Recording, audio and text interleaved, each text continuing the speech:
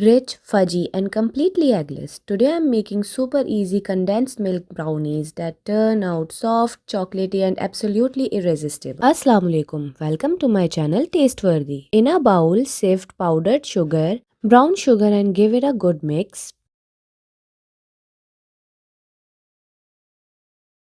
Now add cocoa powder and mix it well.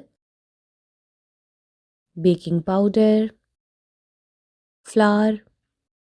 Mix everything until well combined.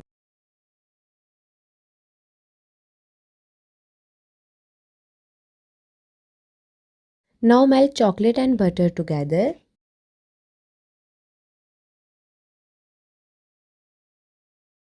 Transfer it to the dry mixture. Add vanilla essence, condensed milk. Now gently mix and don't overmix just until combined.